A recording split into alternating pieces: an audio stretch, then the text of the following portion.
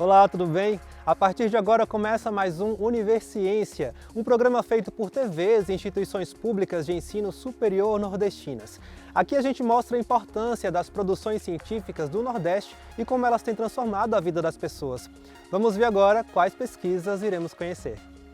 Pesquisadores da Universidade Estadual do Sudoeste da Bahia, campus de Itapetinga, produzem corante natural raro a partir do jenipapo e da mandioca. Estudantes da Universidade Federal do Ceará criam um aplicativo que auxilia nos cuidados com os animais de estimação.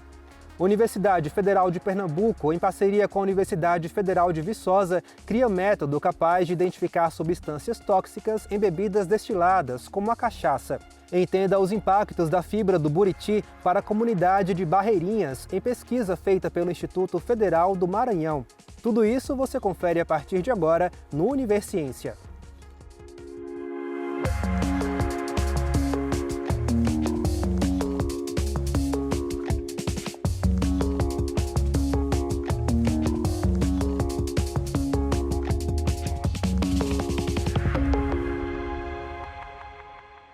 Quem trabalha com corante sabe a dificuldade de encontrar um corante natural que tenha uma boa funcionalidade e que seja de baixo custo. Pensando nisso, estudantes da Universidade Estadual do Sudoeste da Bahia, campus de Itapetinga, criaram um corante azul à base de jenipapo, amido de araruta e mandioca. Confira.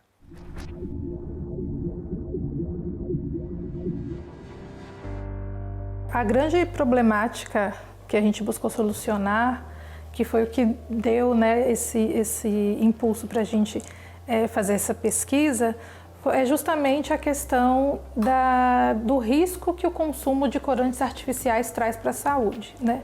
A gente sabe que vários produtos da indústria alimentícia e farmacêutica também utilizam corantes, né, para conferir uma cor mais atrativa aos alimentos ou recuperar a cor que é perdida durante o processamento, né? E dentre os aditivos que são colocados nesses produtos, os corantes são os mais problemáticos, né? Porque eles estão envolvidos com desenvolvimento de alergias, né? De doenças respiratórias, de doenças neurológicas, autismo, TDAH. Então, é uma demanda urgente, né? A gente desenvolver produtos que sejam menos danosos à saúde, né? Ela já tinha desenvolvido uma técnica de extração, que é a obtenção desse corante na forma líquida, mas como eu levar esse corante para a indústria? Eu não posso armazenar um corante na forma líquida, eu não posso transportar. Então eu tenho que criar uma forma de estabilizar esse corante e fazer com que ele possa ser transportado ou aplicado em processos industriais.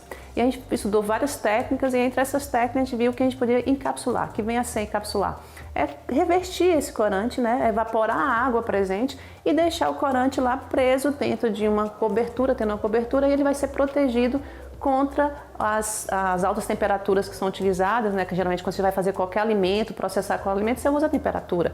Eu uso um meio que pode ter um pouquinho mais de acidez, e a gente teria que processar esse alimento e ver como é que ele faz. Então surgiu a ideia de fazer esse encapsulamento utilizando como encapsulante os amidos, que a gente sabe que o amido ele forma um gel, e esse gel, quanto seco, ele forma uma película que é protetora. E apesar da gente conhecer alguns corantes naturais, né, algumas classes de corantes naturais, a maioria desses corantes não suportam o processamento industrial, né? Então eles perdem a cor quando a gente aquece, quando a gente coloca num alimento que seja mais ácido, perde a cor, ou quando fica armazenado por muito tempo, exposto ao ar, né? Então a gente tem esse problema, né? Os artificiais são danosos à saúde e os naturais não aguentam o processamento. Então, para tentar dar uma solução para essas duas questões, a gente desenvolveu esse corante, né, a partir do jenipapo. E outra questão também é que de todos os tons de cores, vamos colocar assim, a cor azul é a mais difícil de você encontrar na natureza, né? Geralmente a gente tem compostos que podem ficar azul em algumas condições, mas que não são azul de fato, né? E no caso do corante de jenipapo, ele é azul de fato, né? Então, também é um destaque para esse corante. O primeiro impacto que a gente vê é o impacto para beneficiar a comunidade produtora, tanto do genipapo como dos amidos não convencionais. Então a gente teria o quê? Um aumento da procura por esses produtos. O genipapo, ele, na Bahia principalmente, a utilização dele é na forma de para fazer doce. Ele tem uma valorização muito regional na época do São João, que é para aquelas aplicações de licor, de doce. Então é valorizar esse produto, porque vai extrair um corante que tem uma aplicação ampla na indústria farmacêutica e indústria de alimentos. Então a valorização desse produto regional. A valorização da cultura da araruta, que é uma cultura que já teve o seu auge e atualmente ela tem que ter crescido, a utilização do amido de araruta ela caiu um pouco, a gente ampliar isso. E a mandioca, né, o amido adjunto da mandioca, que é uma cultura bastante infundida na nossa região, mas na forma de cultivo que é utilizado é uma forma que tem menos valor comercial. Então valorizar mais para ampliar isso. E além disso, como é que impacta? É um corante natural, um corante açúcar estável que pode ser aplicado em vários alimentos e é natural. Então esse apego natural vai ter um impacto na saúde, a gente espera na saúde da população que possa consumir esse produto. E o custo, que a gente acha que o processamento, a gente tem certeza que esse processamento não tem um custo tão elevado, que pode equiparar o custo que tem dos corantes não naturais. Porque geralmente quando a gente produz alguma coisa que é natural, o que vem sempre associado? Um custo elevado. Porque a gente tem que criar meios para que ele fique estável. Mas o que a gente quer produzir, quer equilibrar. Então, que o preço seja compatível para a gente ter um apelo natural, mas que seja acessível para toda a faixa da população. Essa formulação que a gente desenvolveu, ela foi direcionada essencialmente para alimentos, né? Mas a gente é conhecido, né, que quando a gente consegue aprovar um produto para um grau alimentício, por exemplo, ele pode ser utilizado também na indústria farmacêutica, para cosméticos também, né? Então, é comum a gente ver, né, um xarope colorido, um comprimido colorido, né? E aqueles corantes também são artificiais, né? Em sua grande maioria.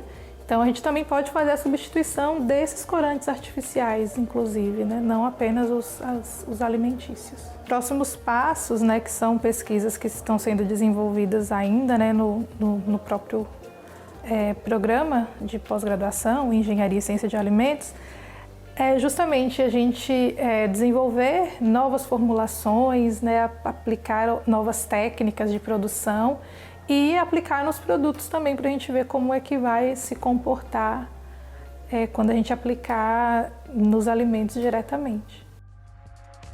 No próximo bloco, vamos conhecer um aplicativo que te ajuda nos cuidados do seu pet. Não saia daí, a gente volta já já.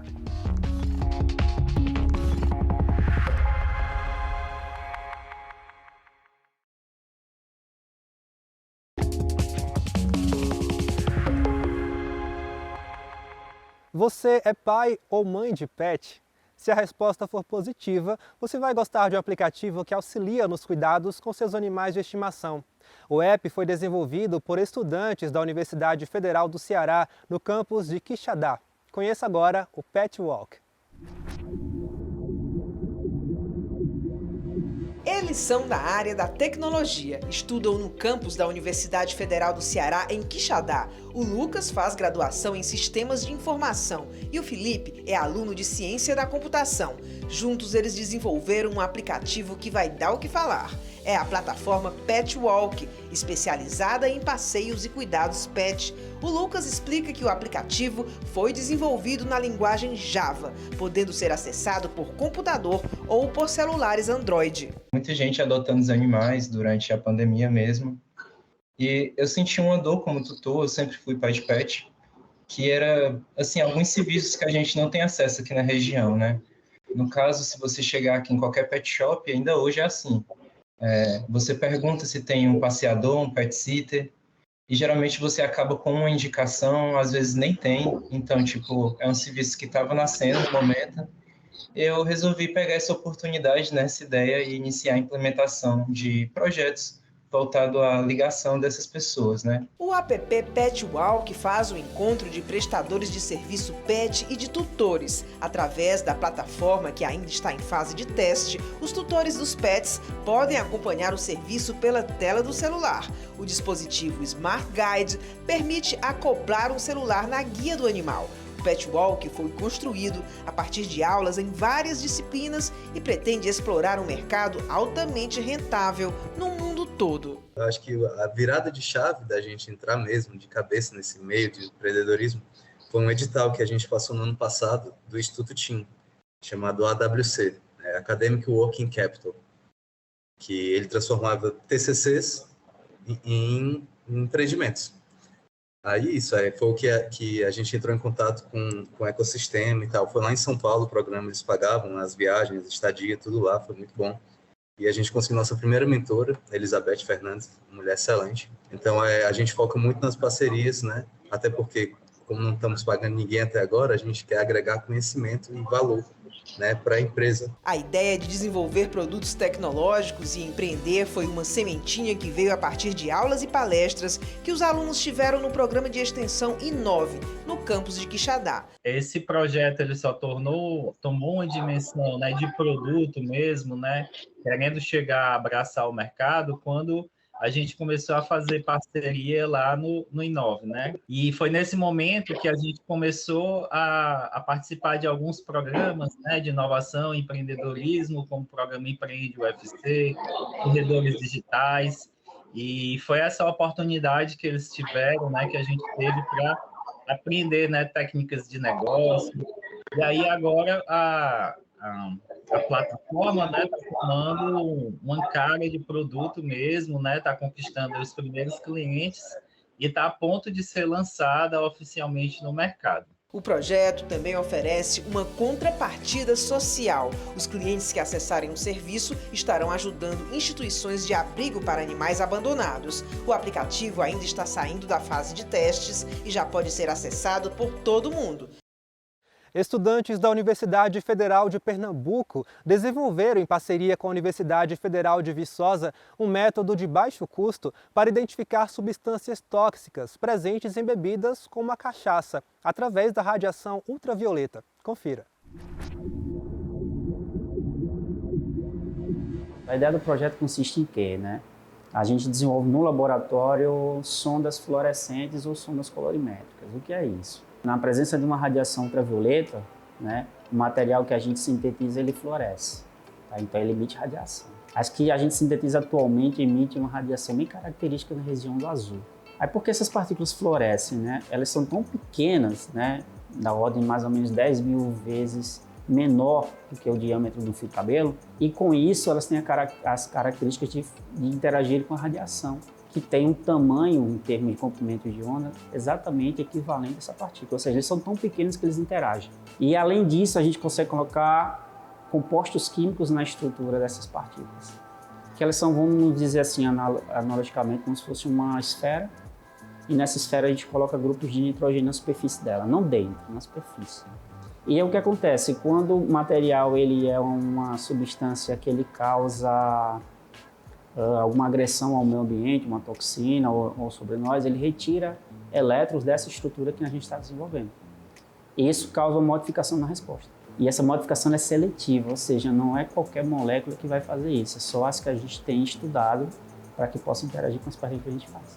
Então, aí, com isso, a gente consegue, por exemplo, identificar aqui uma sequência genética de um vírus. A gente consegue identificar uma toxina em um alimento, que foi um trabalho previamente que a gente fez também, e nesse caso atual é de uma toxina presente, né, ou compostos presentes em destilados. Esse projeto atual agora que a gente está fazendo em parceria com a Universidade Federal de Viçosa, né, tá, que é Viçosa em Minas é um dos maiores produtores de destilados do Brasil, né, tá, e exportam, né, a cachaça mundialmente. Então, no processo de produção da cachaça, em alambiques de cobre, né, durante o processo a elevadas temperaturas, o cobre vai se desprendendo do alambique e vai para onde? Para a bebida destilada. E com isso, o alto teor de cobre pode causar uma doença chamada doença de Wilson, que causa um problema seríssimo no fígado. Então, a gente fez um teste que dá para fazer ao longo da linha de produção, né, do produtor.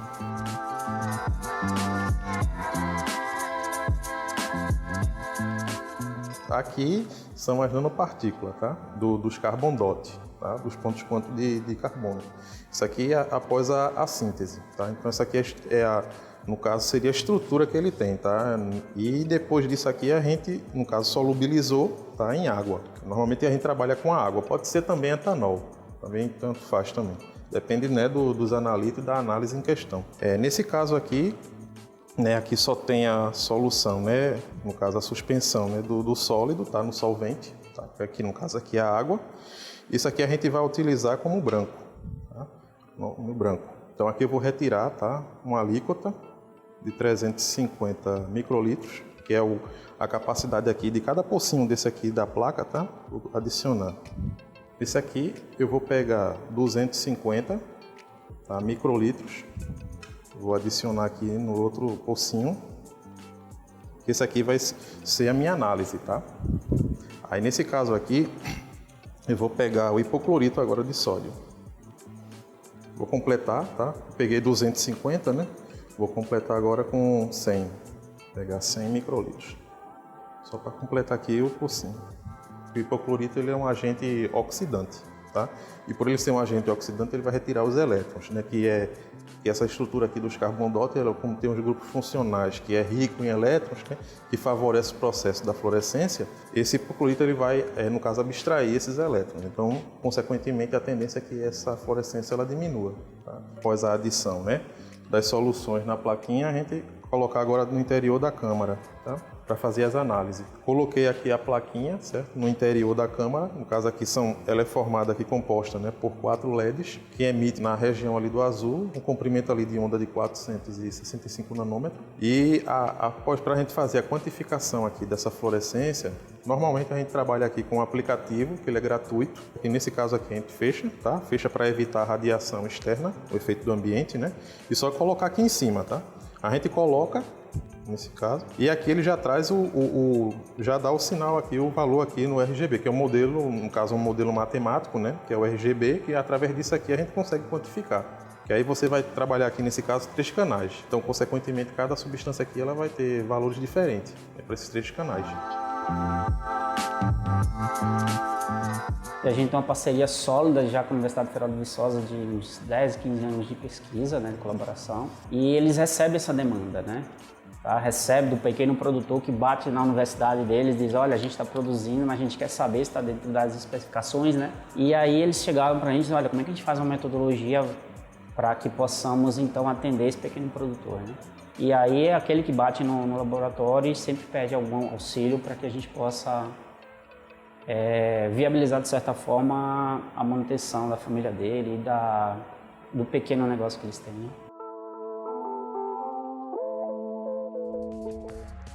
No próximo bloco, a gente vai entender de que forma as fibras do Buriti vêm ajudando famílias nos Lençóis Maranhenses. A gente volta já já.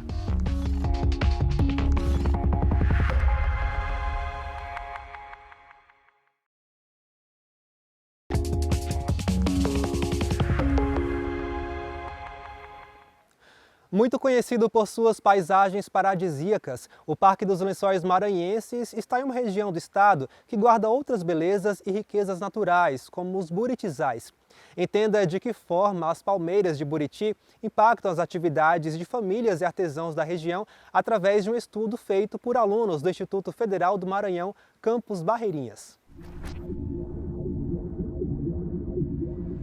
Meu nome é Ana Carolina, eu sou professora de Biologia e a minha pesquisa tem como foco o estudo da ecologia de comunidades e populações vegetais, né? Estudo ecologia de plantas. Quando eu cheguei em Barreirinhas, me chamou muito a atenção a presença dos buritizais, né? Na região dos Lençóis Maranhenses, em Barreirinhas, Paulinho Neves. E à medida que eu fui me integrando e conhecendo mais aqueles ambientes, eu pude perceber que o buriti é uma palmeira super importante para as comunidades tradicionais, né? Para os ribeirinhos, para os pescadores, para os agricultores familiares. Essas comunidades, elas extraem a folha jovem do buriti e com o aumento do turismo nessa região nos últimos anos, o artesanato ele passou a ser intensamente comercializado. E aí a pergunta fundamental do projeto de pesquisa era entender como que a extração da fibra do buriti impactava na própria população, nos buritizais, né, nas populações de buritis daquela região. Esse projeto teve participação de uma aluna do curso de licenciatura em Ciências Biológicas do IFMA, Campus Barreirinhas, e a gente inicialmente fez esse levantamento com os próprios artesãos e coletores da fibra da folha jovem do buriti. Esse foi o nosso foco principal, né? E para isso a gente elaborou um roteiro de entrevista. Ele tinha 3 blocos de perguntas principais, né? O primeiro bloco de perguntas envolvia uma caracterização socioeconômica, né, dos coletores, das artesãs. Nós entrevistamos um total de 44 pessoas, de 11 povoados diferentes, maioria mulheres, a maioria também entre 40 e 50 anos de idade. Isso foi um dado até que nos chamou bastante atenção. Os jovens, eles não têm se sentido, né, não têm se interessado muito pela cultura. É uma atividade que gera uma renda relativamente baixa, e a gente percebe na fala dos entrevistados que ela tem sido transmitida a muitas gerações. Então, a gente percebe talvez que esteja havendo uma ruptura, né? Principalmente com esse desinteresse ou essa migração ou necessidade dos mais jovens em trabalhar em outras atividades. O segundo bloco, nós analisamos a percepção dessas pessoas em relação à conservação dos buritizais, ao uso dos buritizais dentro das comunidades, né? E aí a gente fez uma análise a partir da distância dos povoados em relação aos centros urbanos de Barreirinhas e de Paulino Neves. E a gente percebeu que havia diferenças, né, de percepção entre as comunidades que estavam mais distantes e as comunidades que estavam mais próximas dos centros urbanos, né? Eles veem os buritis mais distantes como áreas mais preservadas, áreas mais produtivas, áreas de onde eles obtêm uma fibra melhor para trabalhar. E o terceiro bloco de perguntas envolveu as técnicas de manejo para a coleta da fibra. Então, eles preferem coletar na época do verão, que é quando chove menos, porque também existe uma facilidade ali no tratamento da fibra, ela seca mais rápido, né? A maioria dos entrevistados faz a coleta a cada 2 meses, e eles pontuam que é importante deixar um tempo para o buriti se recuperar, né? De uma forma geral, esse trabalho ele mostrou que essas comunidades elas estão atentas aos seus buritizais, elas pensam e organizam formas de manejo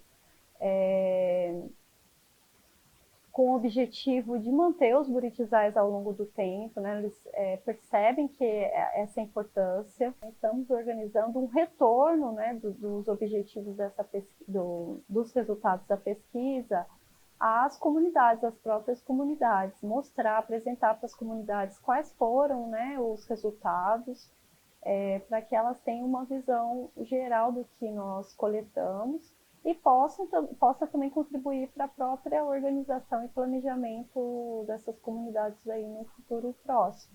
Esses povoados onde nós fizemos o levantamento dos dados, eles ficam no entorno de uma unidade de conservação super importante, que é o Parque Nacional dos Lençóis Maranhenses, uma unidade de conservação que tem paisagens extremamente únicas, né? E é um ambiente também, ao mesmo tempo, muito frágil, porque sofre, né, a pressão da urbanização, do turismo. Então, a gente acredita que, coletando também informações sobre o entorno, sobre o uso dos recursos no entorno do parque, possa também contribuir para pensar em políticas públicas para conservação daquela região. O Universiência de hoje fica por aqui. No próximo programa, traremos mais pesquisas inovadoras para que você possa conhecer o que tem sido produzido nas instituições públicas de ensino superior nordestinas.